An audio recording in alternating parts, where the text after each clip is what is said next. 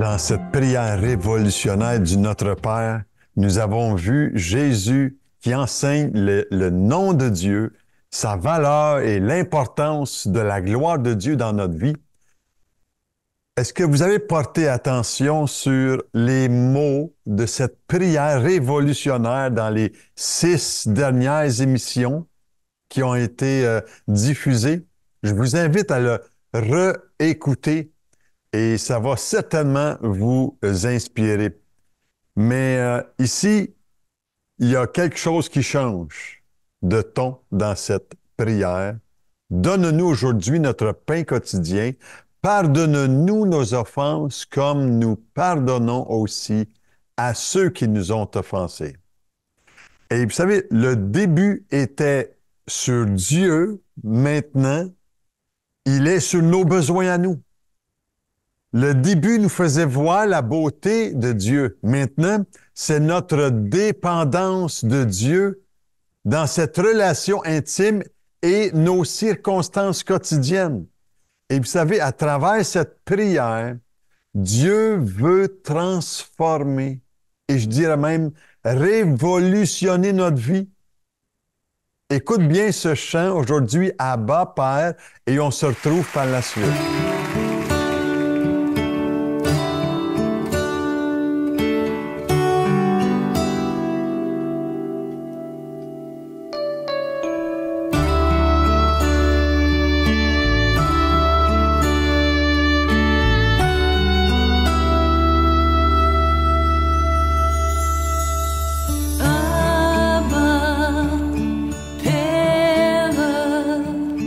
Nos cœurs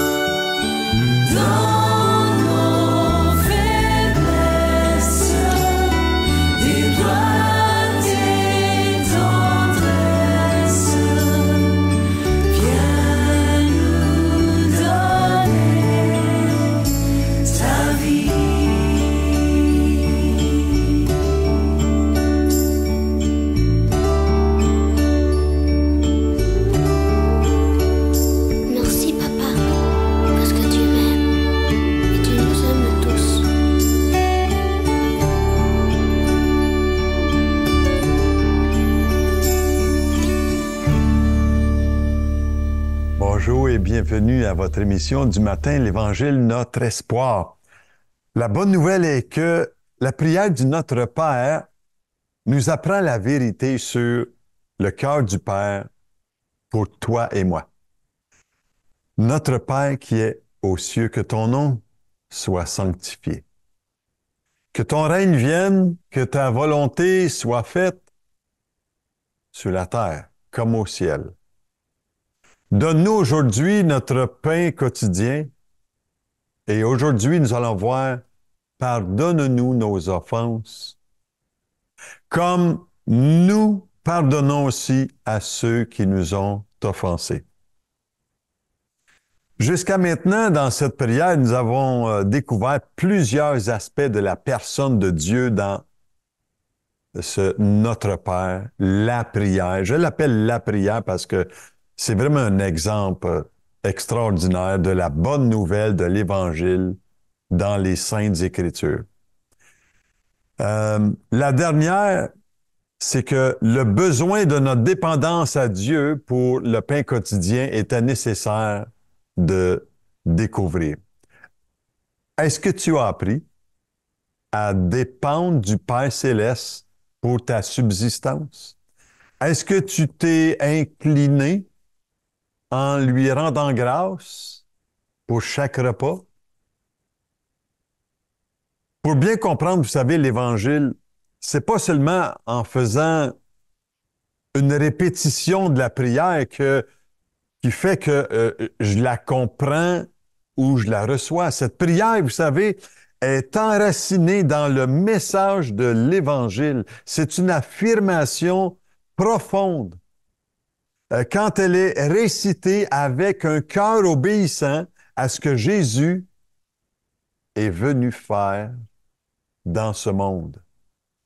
Pardonne-nous nos offenses, comme nous pardonnons à ceux qui nous ont offensés. J'aimerais vous dire aujourd'hui que rien de ce que nous sommes ou ferons ne peut nous faire accepter par Dieu. Son pardon pour nos péchés est nécessaire.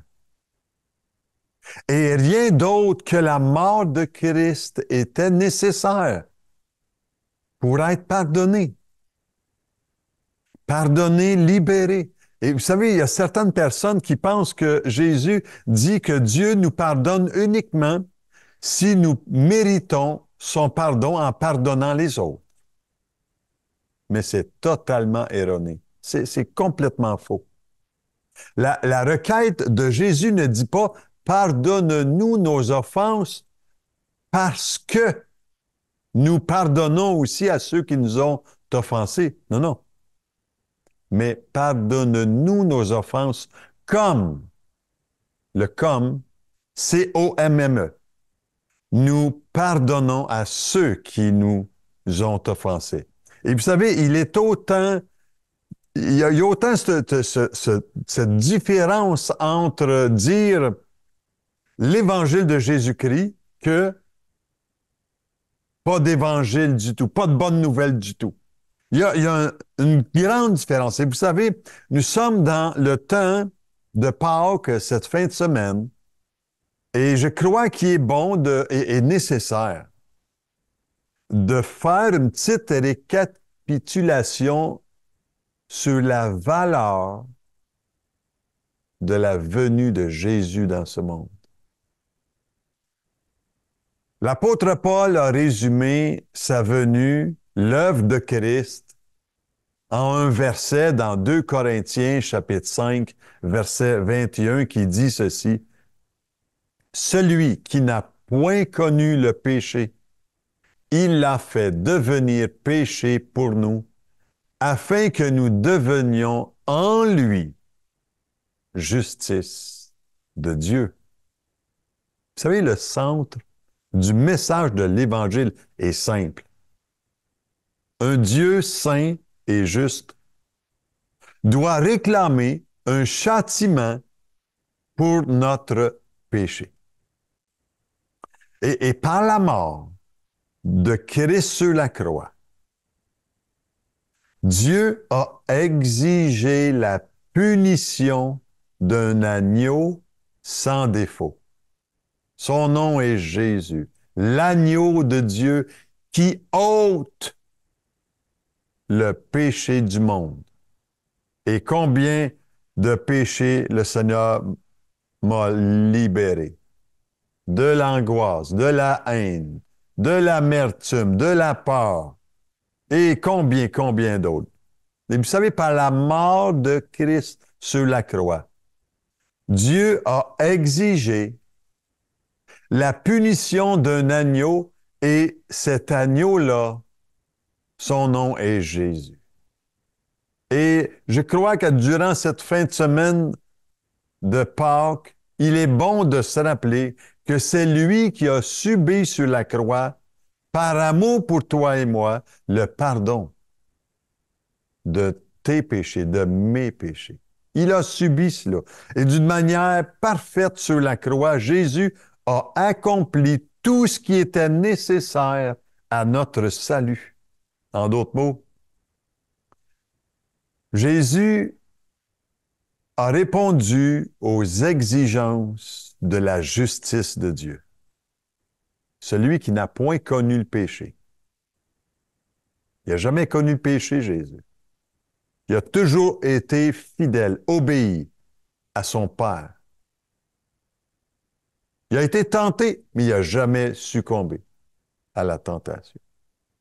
Celui qui n'a point connu le péché, il l'a fait devenir péché pour nous, afin que nous devenions en lui justice de Dieu. Et cette justice nous est donnée tout à fait gratuitement. Ça a été payé complètement par la rédemption de Jésus-Christ. Et l'Évangile, vous savez, quand on parle de l'Évangile élimine toute fierté humaine et détruit toute notion d'auto-justification de quoi que ce soit. On ne peut venir devant le trône de la grâce en présentant nos prétendues bonnes œuvres à Dieu. Nos œuvres ne sont rien du tout. Dans l'Ancien Testament, il nous dit que nos œuvres, pour essayer de plaire à Dieu, nos œuvres sont comme un vêtement souillé devant la sainteté de Dieu. Et le seul moyen de s'accrocher au sacrifice de Christ, c'est par la foi. Je le crois. Il est venu. Il est venu pour toi et moi. Et les bonnes œuvres sont certainement bonnes, mais pas pour aller au ciel, pas pour être sauvé, pas pour notre salut. Les œuvres sont le fruit de notre salut. Je fais le bien parce que j'ai un amour dans ma vie pour les autres.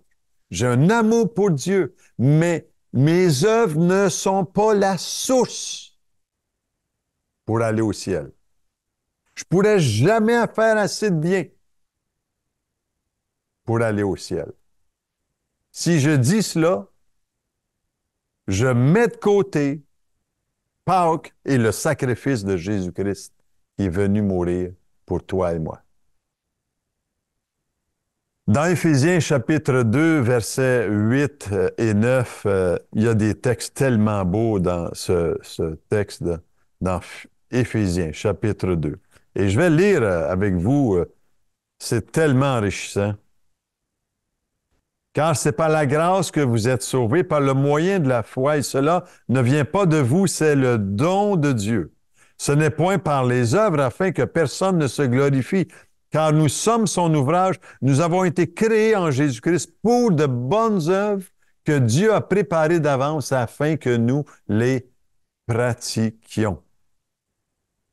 L'apôtre Paul ici est très, très clair. Nous sommes sauvés uniquement par la foi dans l'œuvre de Christ. Et ça vient de la grâce de Dieu, un cadeau de Dieu. Et vous savez, le message de l'Évangile est tout à fait révolutionnaire dans la vie d'une personne. J'ai été complètement révolutionné. quand j'ai compris cette prière du Notre Père. Nous sommes sauvés par la grâce seule, par le moyen de la foi seule et en Christ seul. Et la prière du Notre Père, la prière, pardonne-nous nos offenses comme nous pardonnons à ceux qui nous ont offensés. Jésus, en d'autres mots, ici affirme que nous avons besoin d'être pardonnés, certainement. Et Jésus affirme le problème spirituel le plus urgent et le plus profond qu'il y a dans l'être humain, d'être pardonné. Et chaque être humain est en rébellion contre Dieu à cause de ses fautes. Et la deuxième chose qu'il mentionne dans cette parole-là, c'est que Jésus enseigne ici que dans son royaume, le type de relation qui existe est de ne pas tenir la dette des fautes que quelqu'un nous aurait faites. Dans la pensée du royaume de Dieu, il n'y a pas de place pour la malveillance, pour l'amertume, pour la vengeance. Et le roi lui-même nous accorde notre citoyenneté par son pardon. J'espère que que je ne vous perds pas dans tout cela. Et vous savez, à cause de cela, les citoyens du royaume de Dieu se pardonnent mutuellement. Je peux dire une chose, dans mon esprit, j'habite dans un monde dans lequel il y a beaucoup de confusion spirituelle, beaucoup d'anarchie spirituelle, beaucoup de déviation spirituelle. Mais il y en a seulement un qui a donné sa vie pour toi et moi. Et son nom, c'est Jésus. Il est mort sur la croix pour le monde entier, certainement. Pour tous, certainement. Mais à moins qu'on le reconnaisse d'une façon personnelle et intime, le salut ne nous est pas révélé. Et voilà que c'est une prière, oui, qui est révolutionnaire, la prière du Notre Père. Et si vous avez déjà pensé que le message de l'Évangile n'est pas présent dans la prière du Notre Père, détrompez-vous. Cette requête n'a de sens qu'à la lumière de ce que Christ a fait pour nous sur la croix. Et si tu ne reconnais pas tes fautes, ça peut peut-être te choquer. Mais c'est peut-être que tu es beaucoup trop habitué à écouter l'Évangile sans la mettre en pratique dans ta vie. Et mon désir, dans cette émission, dans ces émissions, l'Évangile, notre espoir, c'est d'accompagner chaque personne à ce que Jésus nous enseigne. Et dans cette prière, Jésus, il nous dit que pas seulement à demander à Dieu de nous pardonner, mais aussi à prier pour que Dieu nous pardonne de la même façon que nous pardonnons à ceux qui nous ont offensés. De quelle façon pardonnes-tu à ceux qui t'offensent? Jésus affirme ici que lorsque nous expérimentons le pardon de Dieu, nous sommes complètement transformés dans notre esprit et nous devenons capables de pardonner aussi aux autres, même nos ennemis, même ceux qui sont difficiles à aimer. Et l'une des paraboles les plus connues de Jésus, les paraboles du serviteur impitoyable, met l'accent sur cette notion du pardon et explique la manière bien précise pourquoi ceux à qui l'on pardonne pardonnent en retour aussi. Et c'est dans l'Évangile de Matthieu, chapitre 18. Prenez note de ce texte. Je vais vous laisser aller le lire dans les Évangiles. Matthieu, chapitre 18, versets 23 à 35. Et vous savez, cette parabole est tellement claire. Si nous ne pardonnons pas aux autres, nous ne serons pas pardonnés. Et nous aurons à payer une dette de nos circonstances. J'avais déjà apporté un message sur une série sur le pardon, le pratiquez-vous. J'avais emmené 11 messages sur l'importance du pardon dans notre vie. Et si allez voir sur YouTube, vous avez simplement à aller voir cela. Ce que je remarque aujourd'hui, c'est qu'il n'y a pas de place dans le royaume de Dieu, dans la présence de Dieu, pour le manque de pardon. Tout simplement parce que le roi lui-même pardonne.